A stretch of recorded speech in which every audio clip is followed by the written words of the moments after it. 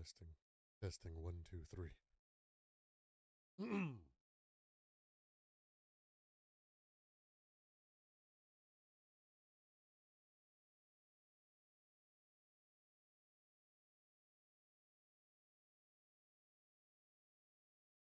Testing. Well, hello, welcome. We're just testing, trying to get everything wrong because we are switching it up a little bit on this fine Friday afternoon. I wonder if you guys can hear.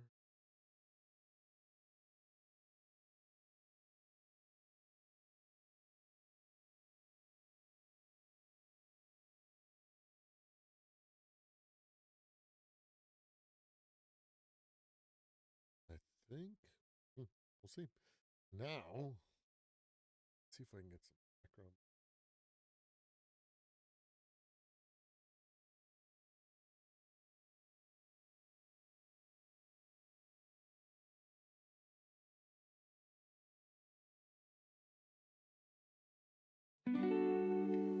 You can. Oh, there it is. Ooh, there we go. Here we go. There we go. We are getting. We're getting all situated, guys. Check.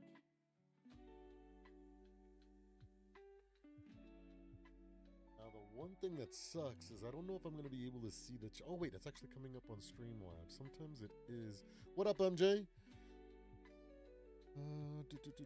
Let's see here. I guess that's better. No better place to start but there. What's going on, guys? Welcome to the Purple and Gold's Bar channel.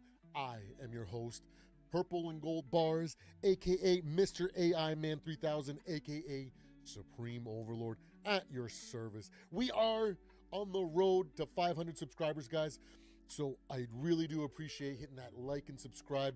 That way we can get out to as many people as possible, giving you guys an optimistic, unbiased, out of the box commentary and breakdown and analysis. Something that you might not even be able to find too often on the YouTube, or on, it's definitely not going to find it on mainstream media. But we are live. I hope you guys enjoy the new setup here. We've moved on to StreamYard here, back onto it. We had kind of messed around with it a little bit earlier in the season, but we have tweaked it a little bit, and we hope to use this format going forward. That way we can get a nice, better quality stream for you guys. And yeah, we made some adjustments yesterday. I tried to add a bunch of slides and try to make it a little bit more visually engaging and whatnot, but kind of worked a little bit against me because I wasn't able to riff and like I usually do off the top of the head. And as a result, I kept focusing too much on the slides, and I feel like there was just too much disconnect here. So we're going to be going back to maybe a smaller slide style, having 3, 4, maybe 5, something like that. Not a ton of slides. That way I can maintain focused, trying to give you all the opinions, thoughts, and analysis that I have on whatever topic we're talking about. So we got to get into it. Today is the Friday news dump. We're going to go over Vikings stuff, starting with the injury report. We're also going to go over a bunch of trending topics and things that I thought were pretty interesting, that were kind of popular this week, right? And then, a quick one. I didn't actually, now that off the top of the head, I just remembered I wanted to talk about this, is that I don't know if you guys saw the interaction between the head coach of the Jacksonville Jaguars and Robert Saleh. You guys know that last week on the news dump, I tore into Robert Saleh for being basically a pussy ass bitch, for lack of a better way of saying it. The man is whining and crying too much about what he can't control, and should be focusing on what he can control, and that means getting his team together, regardless of the stupid accusation about legal sign stealing program that's effective in the Mike Shanahan, Sean McVay, KOC coaching tree. So you know what? Guess what happened? Because you freaking spent too much time worrying about that, Mr. Robert Saleh. Your team got clapped because you're a punk ass little bitch. Okay, let's be real. I don't care. You know why? You may all look all big and tough and shit like that, but I guarantee you I can lift as much, if not more, as you. So I don't care if I were to be face to face with you. I'll tell you to your face, bro. You know, I can bench 3 plates. I can squat 3 plates. I can deadlift 3 plates. I warm up with most people's freaking, with weight that most people freaking max out at, okay? So, Robert Saul, you're not going to intimidate me like you try to intimidate the freaking coach of the freaking Jacksonville Jaguars, you know, a little smaller, timid guy. And I will say it to your face just like I will say it to right now on this stream. You are a little bitch. For you to be complaining about something so stupid like that and then reacting like that, trying to be all aggressive and big and tough, bro, when you act all aggressive and tough like that, that means you have no substance and you're the fucking bitch. Okay? Straight up. That's why I will say it to your face, because I don't care. What a freaking pussy, guys. Woo! Okay. But yeah, like I said, you should have focused on what you can control. Guess what? Did you know that you can change your freaking call signs or your signals every week? Oh! There's no rule that says that you have to use the exact same signals amongst your defense or offense or whatever it is that you're so worried about getting stolen. You can change that on a weekly basis. Except for you're such a meathead and you're too stupid to freaking think. Oh, you gotta complain. They steal signals. It's legal and all, but it's not fair. You know what? Stop being a little bitch. How about you focus on preparing your team and you won't lose games like that. And guess what? You did that last night. Your defense was pretty damn good and it came out freaking with the game ending essentially turnover at the goal line. See what happens when you focus on the things that matter, preparing your team for your opponent, regardless of the freaking outside noise? Good things happen. So how about you learn from that and stop being a little bitch going forward? How about that?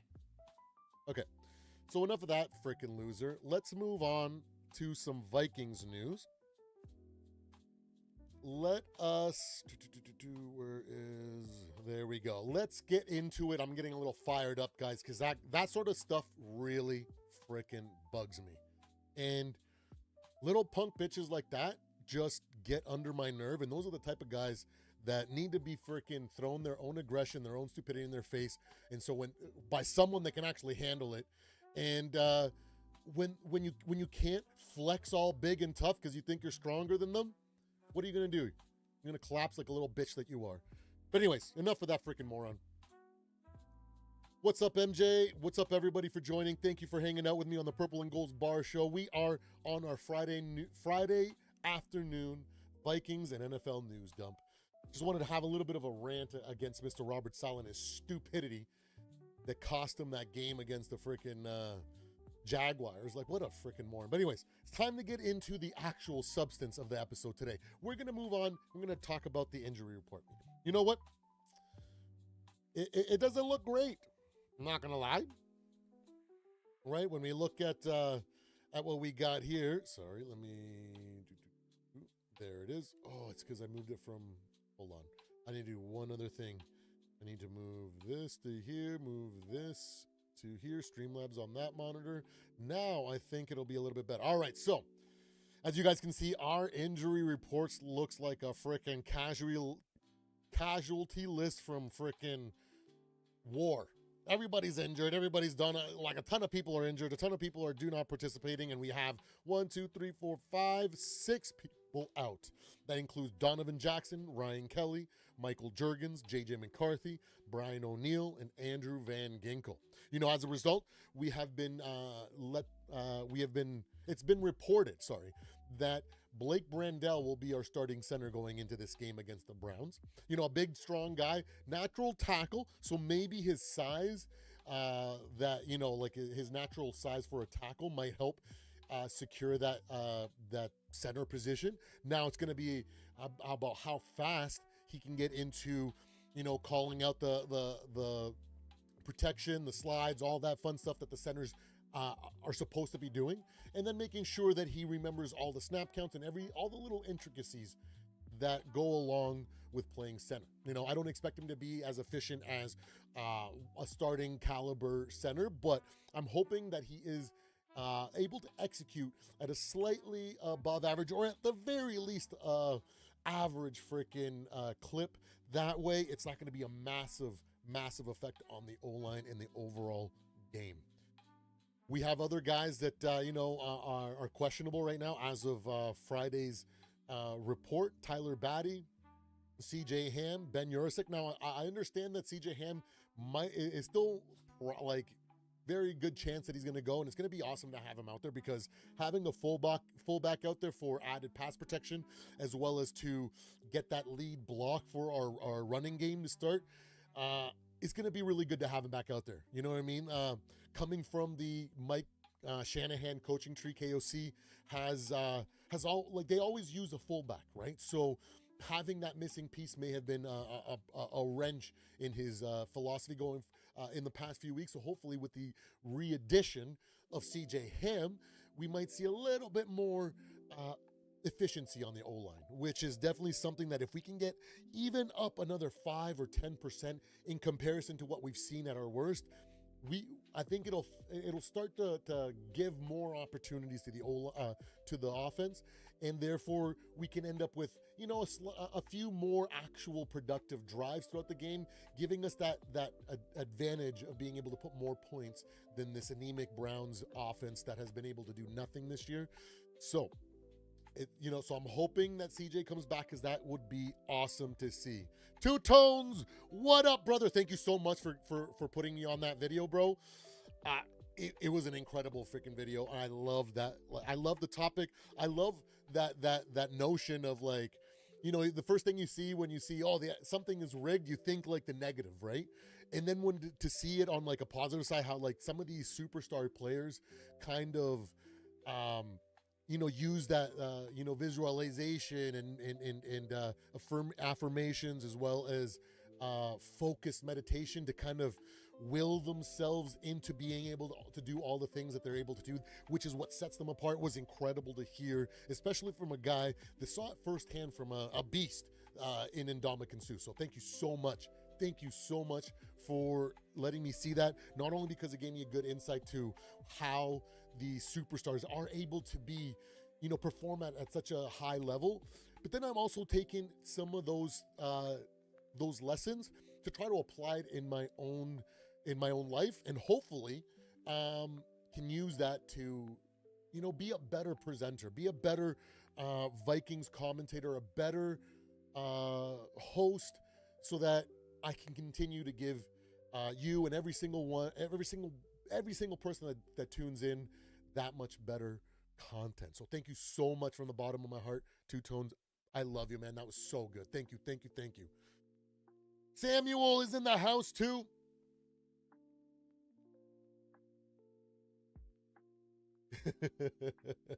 No doubt.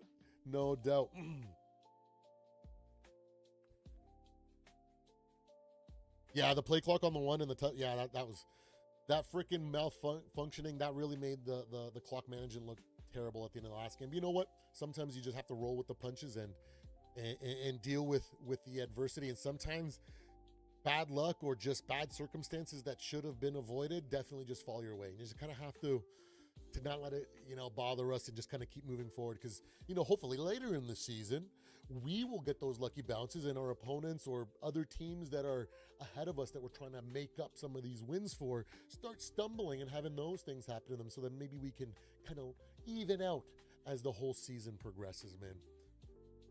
Hey, congratulations, Samuel, on the 90 subscribers, man. Awesome to see. I'm pretty sure I'm one of your subscribers. So I remember last year, the year before, when you mentioned it, I definitely jumped on there.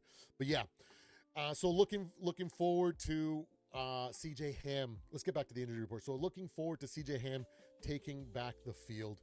That added pass protection, as well as that lead block, is going to be, I feel, a big difference maker in this week's game.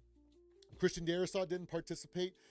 Just rest related. The less time he spends out there, which means the less likelihood for a situation to happen where he kind of re-aggravates that knee injury. So he looks like he was a full participant today, though, or was that Friday.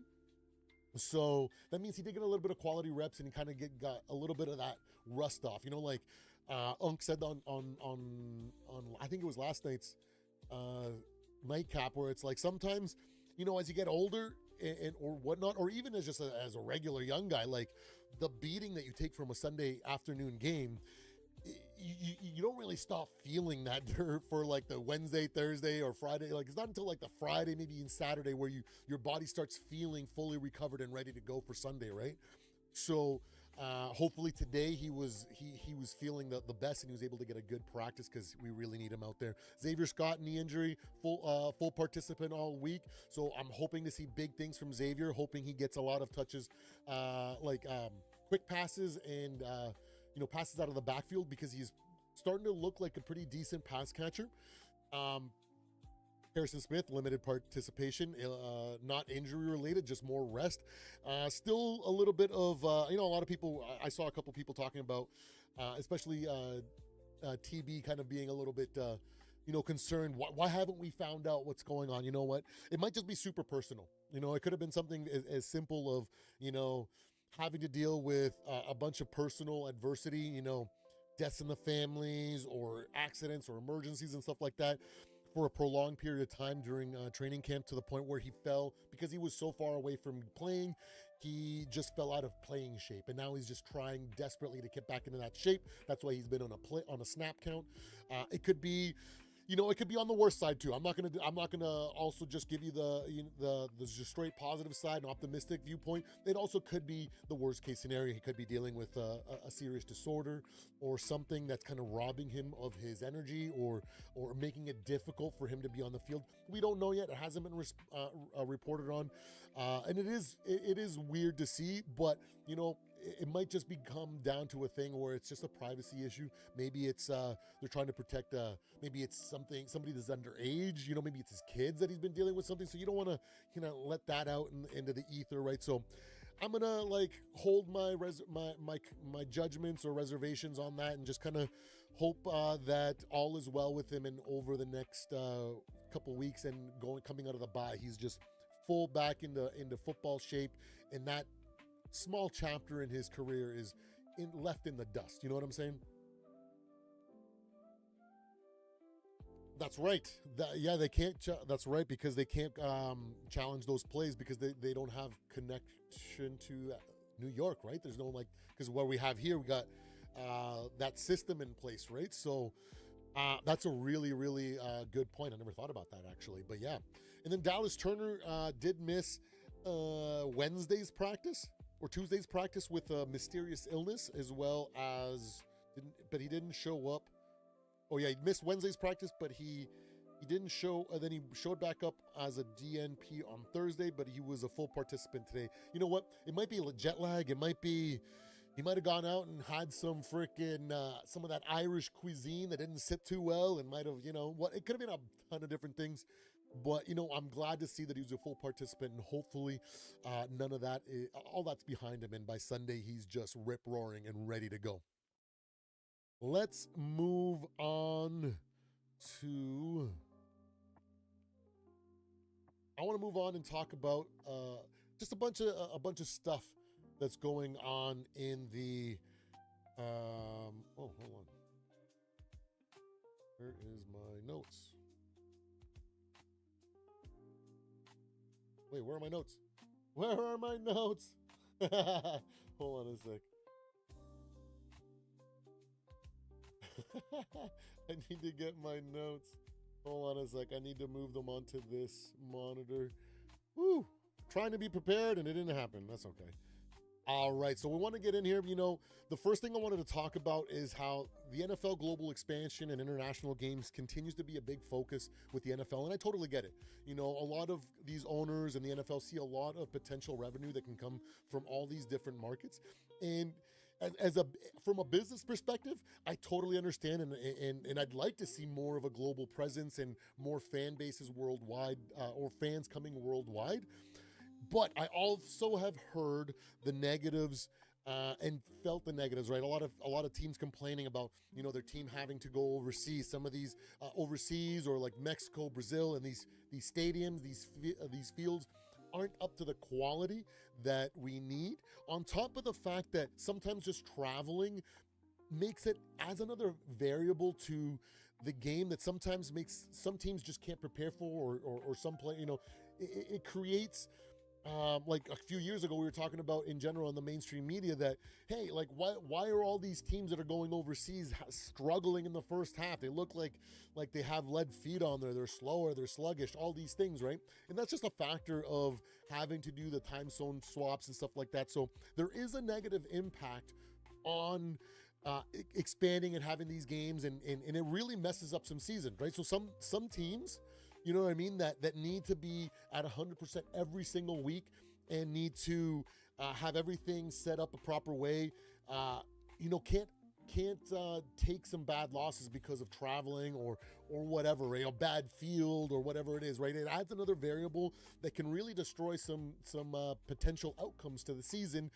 from the bottom feeders to the middle of the pack teams, as well as the best teams in the league, right? So we've seen a lot of situations like that in the recent history where teams have struggled when playing outside of the U.S. And on top of the fact, another great point that I saw is that people were talking about how, a lot of these teams are subsidized by the cities, right? And we pay taxes, or I'm Canadian, but Americans pay taxes to fund those stadiums and keep them up to date and whatnot, keep the turf to a certain level, all those things.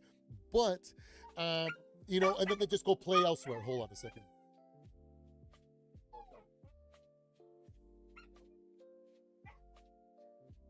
Sorry, my little boy. My dogs are going crazy, guys. Sorry about that. But, sorry. Sorry, my little guys get a little crazy when it's time to go outside. But anyways, yeah. Like I was saying, right? So the American, the United States, the citizens, like every major team, you guys pay taxes, right?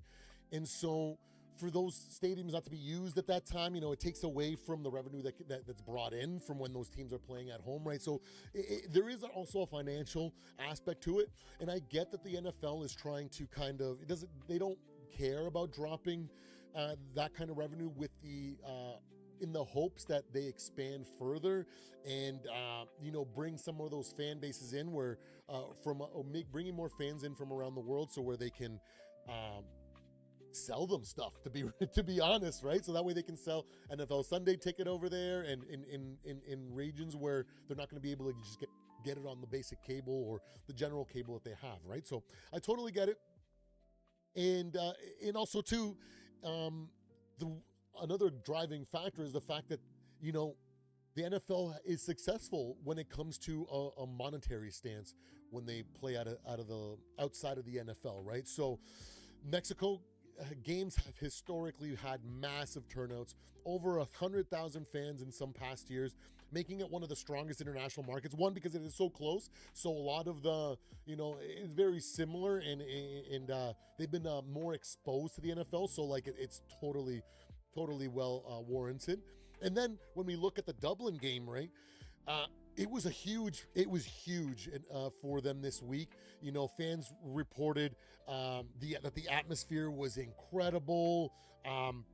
Was a whole bunch of like events and stuff that were just kind of like brought up, and the revenue that the city in Dublin received was massive, right? So I see like it's a win-win thing on a business standpoint. So like I totally get it why they're going to continue, right?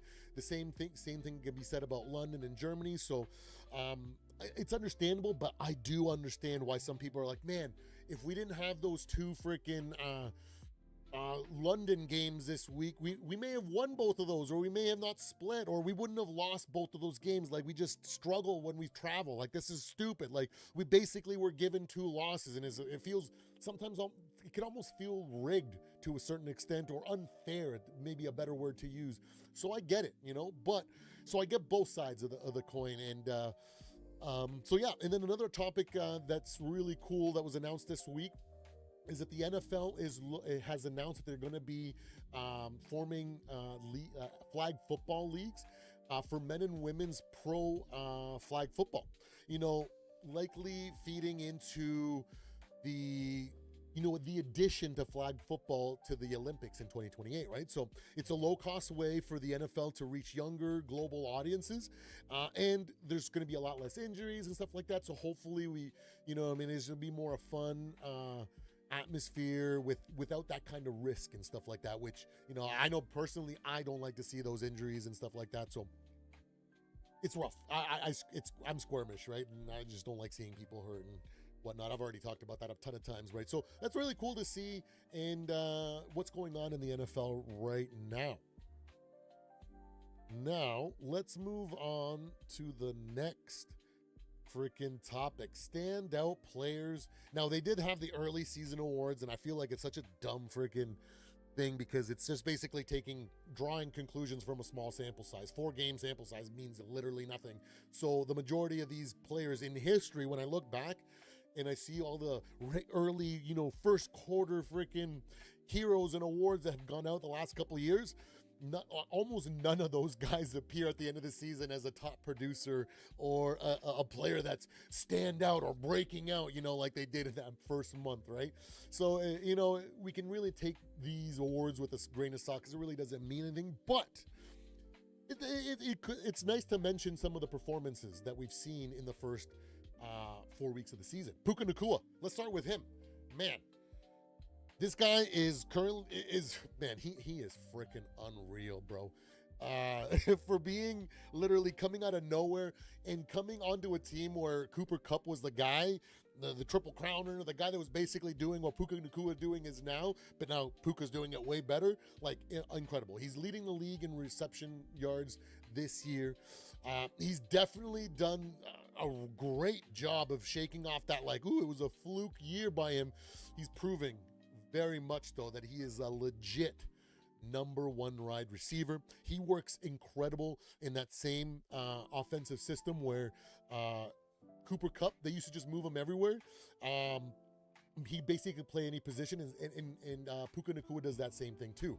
But mind you, with that style, there's a lot that needs to go of commitment and effort that needs to be put onto the field by not only Puka, because he needs to learn every single one of the number one receiver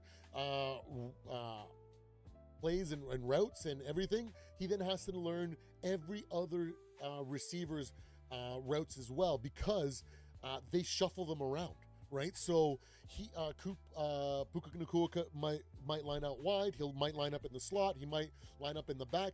And every single position, all the other receivers in the receiving room have to also literally know every single play and every single route for every other single receiver, because they can get swapped into somebody else's role. So they need to know what they were supposed to do and then execute, right? So it's a very cerebral and very intellectual commitment that these players have to have, because it's a lot to know and maintain, especially when the audibles start coming out, when the plays start coming out, and there's a lot of verbiage, especially in the McVay and KOC. Our freaking play calls are freaking like 15 seconds long, right? So it adds another factor of difficulty in there. So it's incredible to see what Puka Nacua is doing and what they're able to accomplish in that. And we see that with Justin Jefferson. We run a very similar offense like that. Jefferson, everybody moves around in different locations, and they all have to know each other's routes and everything in order to execute at a high level. So that's probably why it seems familiar when you see the Rams play and what he does, right? So incredible. And can it be said, is Puka Nacua already a top 5 wide receiver a year into it? Is this his year 2 or year 3? Year 2. Either way, unfreaking believable, guys. I love it. Now, another guy that I wanted to kind of highlight is for standout players is James Cook. This guy has been dogged for being undersized and not being able to run in between the tackles and just not being a physical specimen, things like that. But you know what? That man continues to show out and prove people wrong. He was named the AFC Offensive Player of the Month this month. So continues to show and prove the doubters wrong. his explosiveness in both the run and the pass game has been a huge factor for this prolific Bills offense that we see with Josh Allen. There's a reason why they're able to score as many points as this offense has over they're the offense that has scored the most points over the last like 5 seasons or something like that. They're definitely a prolific offense. So, and he is a big factor of that, because there's a lot of times where he needs to be the eraser, bust out a big run to convert for a first down, or maybe catch something out of the backfield and get that first down in these sneaky situations. And he has done it time and time again. I really like the way James Cook plays. That's why I really wanted to highlight him here. And, and he's been awesome, because sometimes when Josh Allen's been inconsistent or whatever, like Cook just seems to freaking dial up some incredible highlights, and I love watching him, and he's a massive factor in that offense. I really like James Cook. Honorable mention to Mr. Keon Coleman from the Buffalo Bills, because we're talking about the Bills. I really love that kid. His demeanor, he's just such a well brought up, polite kid.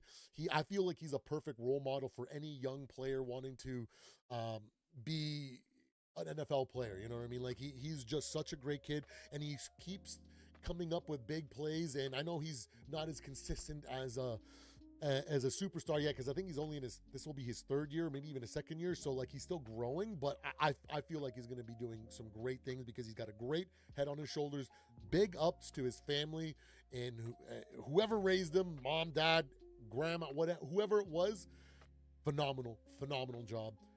A young man from an upstanding, phenomenal family.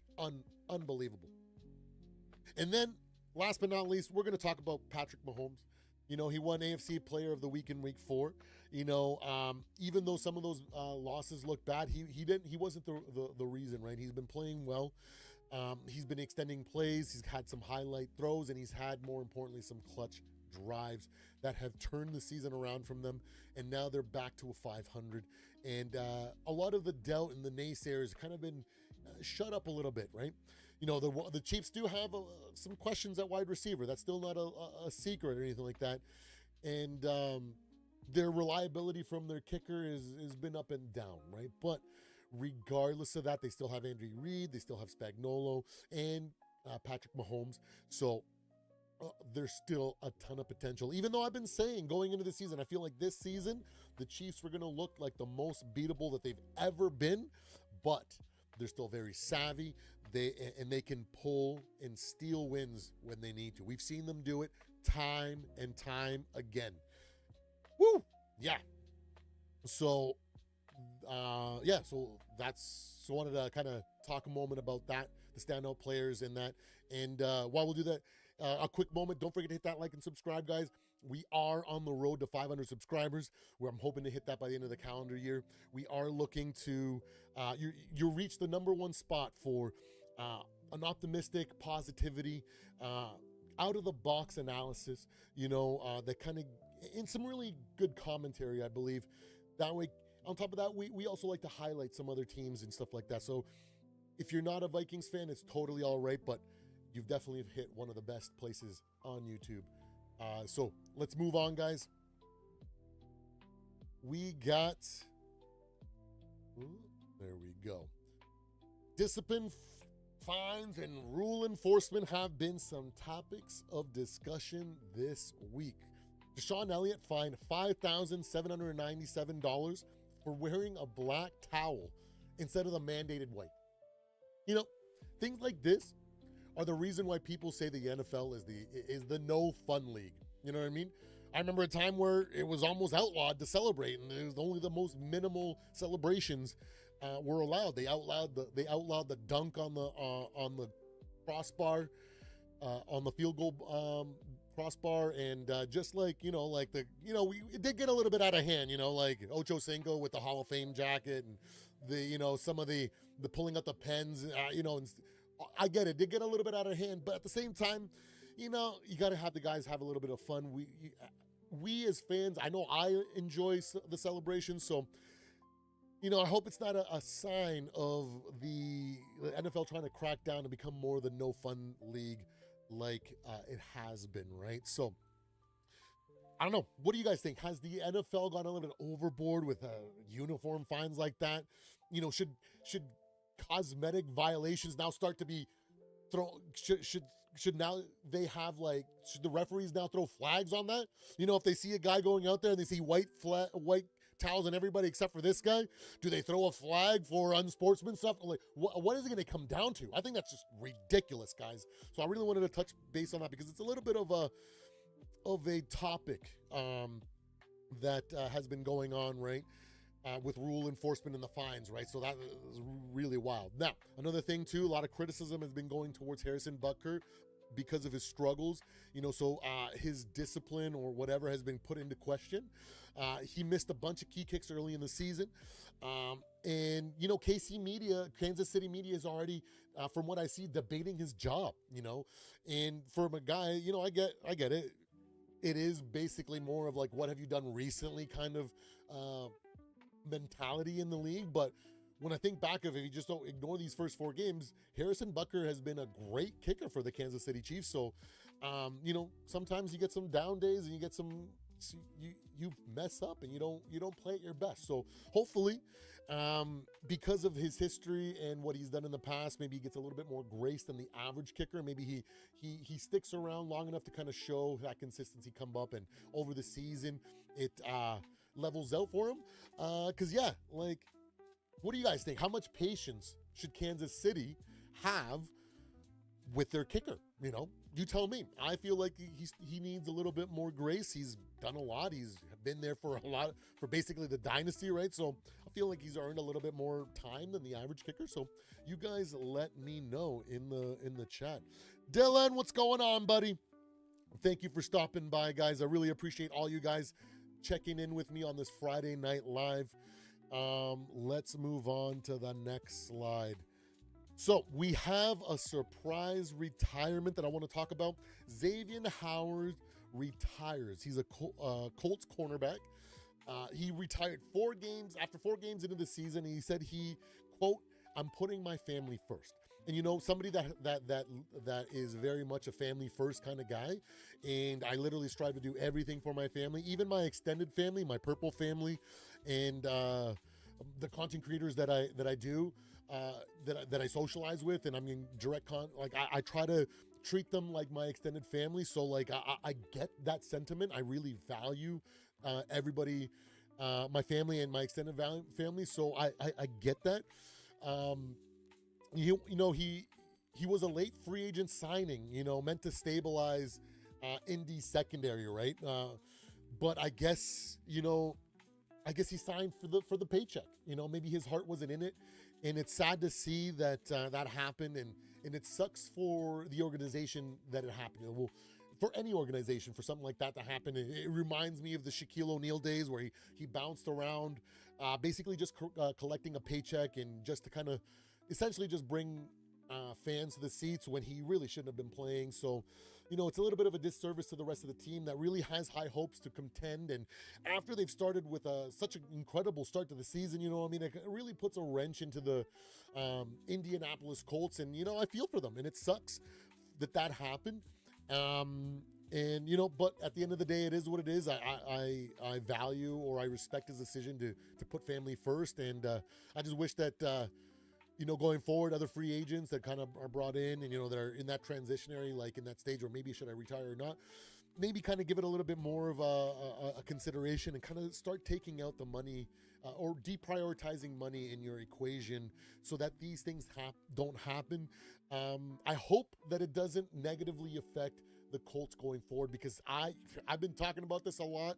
I'm a hopeless romantic. I love an underdog story. So I love what's going on in Indianapolis right now with the Indiana Jones freaking talk, and just seeing them, the fan base revitalized after, a couple seasons of just kind of like misery. I like to see that. So I want them to be good. And then even going back, they've been jaded and they've been messed up even, since the Andrew Luck retirement, right? So, what do you guys think? Are we going to see more veterans walk away mid-season as mental and physical tolls start to add up? As now that we have an extra game in the season, as well as now we have less preseason games, making it so these veterans or these old guys aren't getting into shape or not getting into NFL speed. So maybe they're having a bit of a skewed perspective, especially in September, when it seems like September is basically an extended preseason, or at least that's the joke going around, right? Because we see such inconsistency in the gameplay. We see a ton of added injuries, and I've been talking about that since, well, amongst my own peer group and at work and stuff, just complaining since they took down the 2-a-day practice thing. Because I'm like, I see it as from a personal trainer's perspective, right?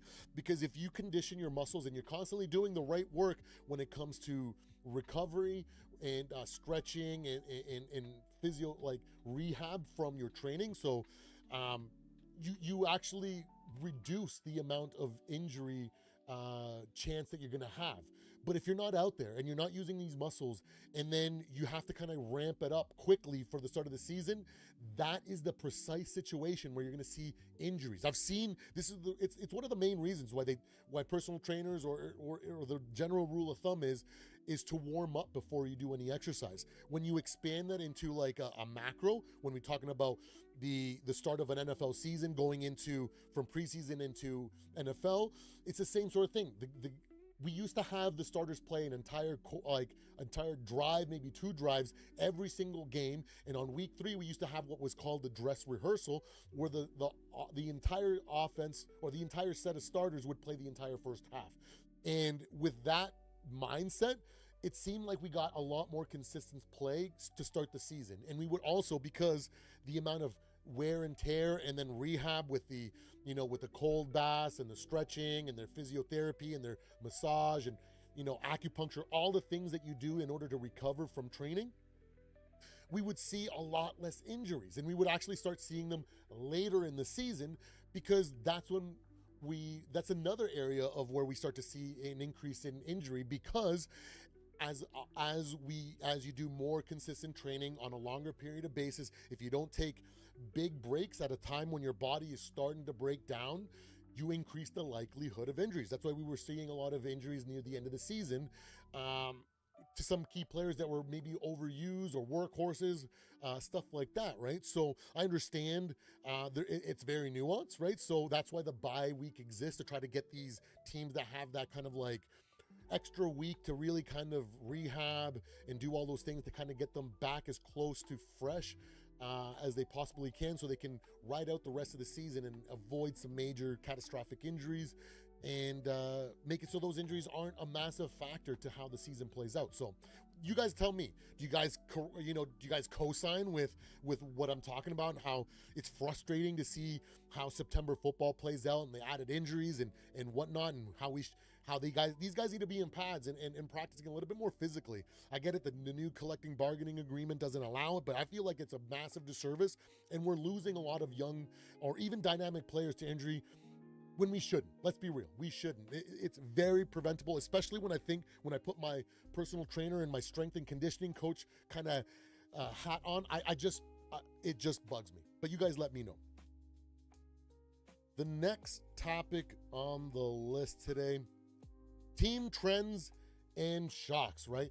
The Bengals lose another really ugly game to the Broncos on Monday Night Football. Another ugly loss, this time in prime time.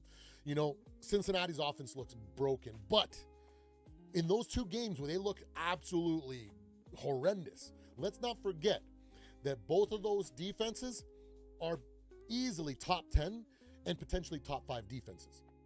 Going into the season, one of my bold predictions said the top 2 defenses in the league this year are going to be either the Minnesota Vikings and then the Denver Broncos, or the Denver Broncos and then the Minnesota Vikings defense. Then I couldn't narrow it down which one was going to be 1 and 2, but I knew that those 2 were going to be the best defenses. So when the 2 of the best defenses in the league come up against a struggling Jake Browning, a guy that's there's a big reason why we cut you, bro. There's that freaking video of you going around, why'd you cut me? And then there's we can actually insert the highlight reel of us in this game where you just look garbage, bro.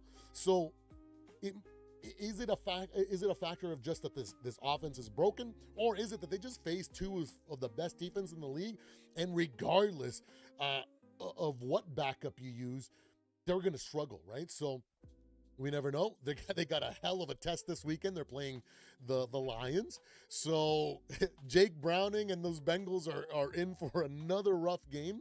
But you know what? Go check out go check out Nightcap last night. And if you guys want a really good laugh, now don't take it seriously, but go watch Ocho Cinco talk about this upcoming game. And he's just saying things like, guys, what if the football gods try to come in here and fix a couple things and my Bengals win against these Lions? You know, it might be a different story going. Guys, go check him, try to rationalize that.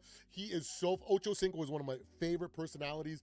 I was laughing so hard when he was saying that stuff, and freaking Shannon Sharp was just cutting him up for it. It was so good. So go check that out after this stream. So, yeah. And the thing is that, I don't know, is it really warranted? Like, the Cincinnati fans are already starting to call for, quarterback changes. They're calling for Jameis Winston. Some are even calling for Russell Wilson. It's getting bad, guys. It's getting bad. And then the thing, it's got to have gotten even worse, because last night we watched Mac Jones go out there and lead the 49ers in a massive performance as a backup quarterback after dealing with a massive calf cramp. I swear, when it happened, I was like, oh, that looks bad. That might be a calf tear. And then he came back. It was just like, he was just out there for so many plays, and he was just scrambling and just doing. He just had a really bad calf cramp. You got to get those electrolytes in there, bro.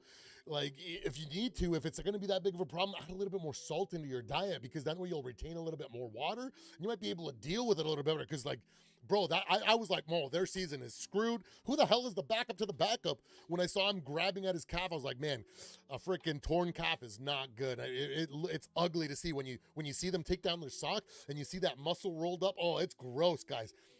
I've seen it live in the gym. It's ugly. It's disgusting. I hope you guys never have to see that. Unbelievable. Lefty, what's going on, brother? But yeah, unbelievable. So now, is this a fair question? I'll still ask it. Now, did the Bengals peak with their Super Bowl run? Or is this just an early season stumble? I know Joe Burrows isn't projected to be back anytime soon, and if he makes it back, it might be for the end of the season to the playoffs if they get there, or at that point, it's going to be meaningless football, so should he even come back? And how is that going to affect his ability next year? Is he going to be able to scramble? Is it going to affect his speed his ability? Is him second guessing himself going to be a factor now going forward with this injury? I don't know. You guys tell me. Did the Bengals Super Bowl run already peak, and now they're just on their downward spiral? I don't know. Let me know in the comments, guys.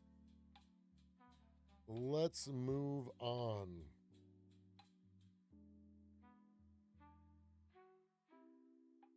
So, let's talk about it. We got some off-the-field and organizational drama going on, where Bill Belichick is, he's been in the headlines for all the wrong reasons recently. The lawsuit drama. He's got mounting losses.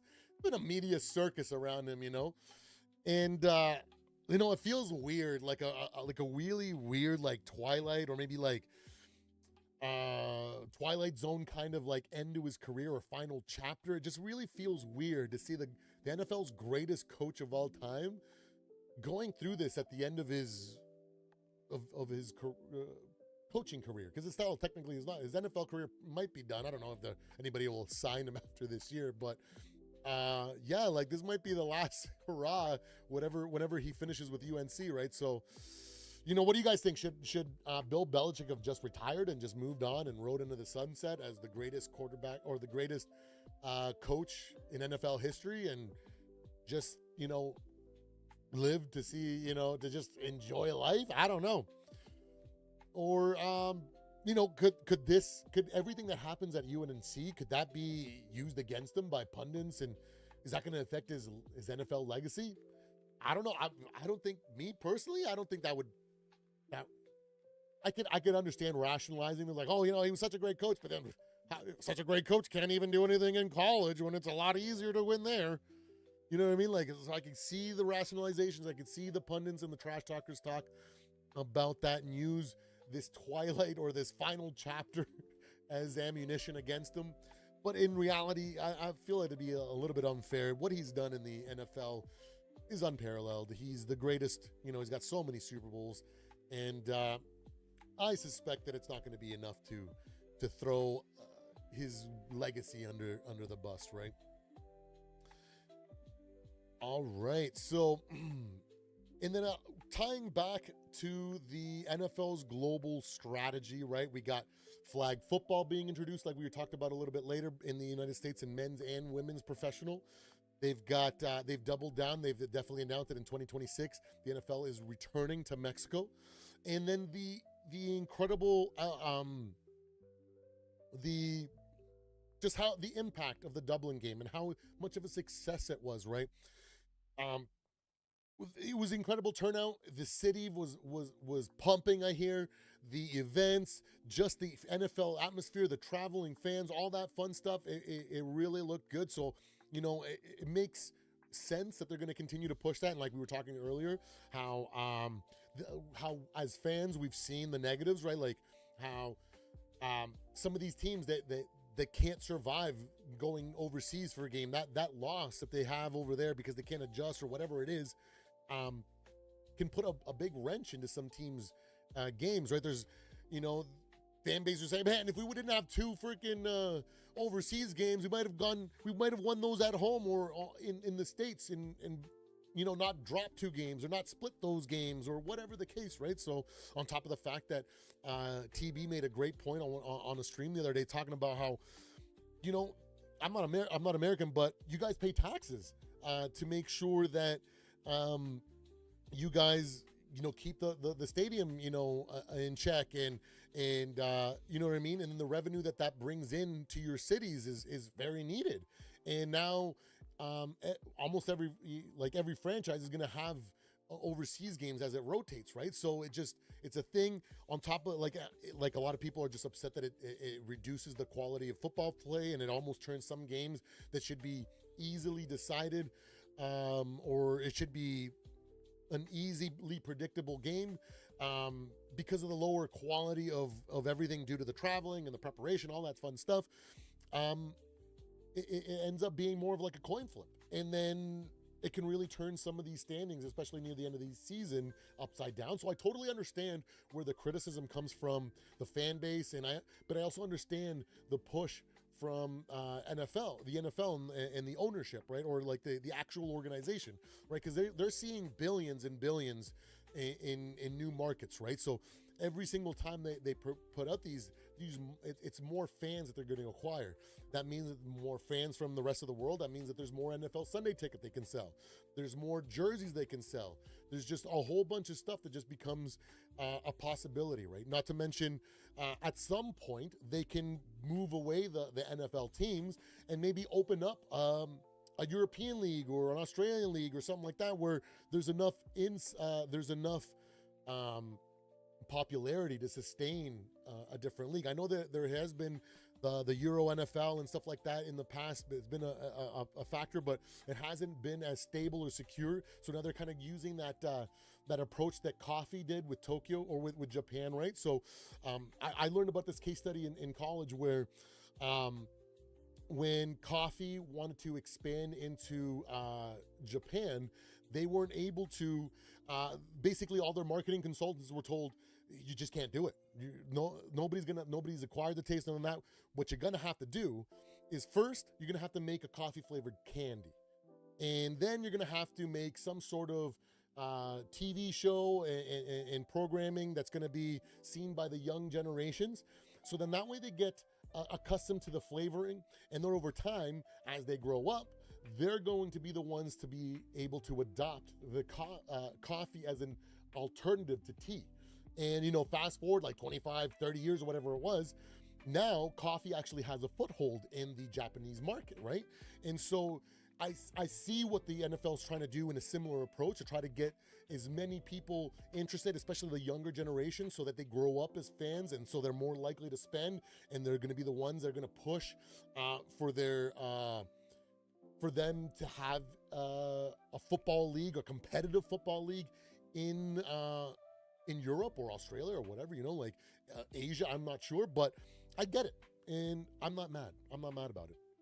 Now, yeah, I think that is everything. I think, yeah, let's bring that back up there. So that brings us to the end of the Friday news dump. Now, I guess we're just going to be freestyling and riffing. Any other topics or any other news or questions you guys might have, anything that you guys have seen that stand out this week? Don't forget to check out my Wednesday lives too. I'm going to be doing, I've decided it's going to be called Dark Horse Diaries, where we're going to try to shine a spotlight on all the unsung teams, right? Like their fan bases still exist, even though they're bottom feeders or middle of the pack teams, right? So they always show up and try to, they try to back their teams. And even though you see teams that have like terrible freaking records, 1, 2, 3 win games, you still see diehard fans in their stands. They may not be selling out, but they still have a nice core diehard fan base. And it sucks when you're there. I remember as a Vikings fan being in those situations and always being like, nobody ever talks about us in the mainstream media. We don't have any content creators. We don't have nothing, like somebody say something nice about us. You know what I mean? So that's what I want to do with Dark Horse Diaries. Every Wednesday night will be the last segment of the night where we're going to cover and talk about all these other franchises and be positive and talk about things about them, because sometimes, it's all well and dandy when your own content creators tell you, oh, it's not so bad, or say nice things to you. You kind of let it, let it kind of roll off your back at some point. But when you see somebody else from a different franchise or a different content creator that's not one of your own say, hey, you know what? I like what's going on over in Tennessee. I really want Cam Ward to do better, or talk about the Jacksonville Jaguars, because everybody's been dogging them, right, over the last few years, or just in general, right? These teams need a little bit of love, and that's what we're going to be doing every Wednesday at the end of the live. That is definitely going to be going on forward. Every Friday is going to be the news dump live, where we go over any missed news from the week.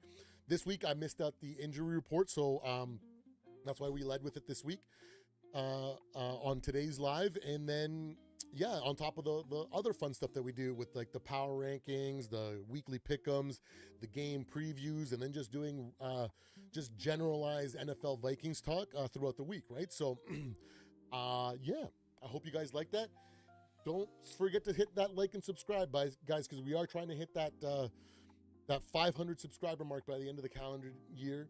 And yeah, I'm going to leave it at that for you guys. Thank you so much for tuning in with me and hanging out with me on the Purple and Gold Bars channel. I am your host, Supreme Overlord, aka Mr. AI Man 3000, aka Mr. Purple and Gold Bars, to you, at your service. Thank you guys. I really appreciate you guys. Take care. I love you guys all. I don't even care what franchise you are, what fan base you are, jaded, whatever. Trash talk or troll, whatever. I still love you guys. Just have a good life. Have a good fun afternoon, and I hope you guys have a great rest of your week. And I hope outside of the Browns organization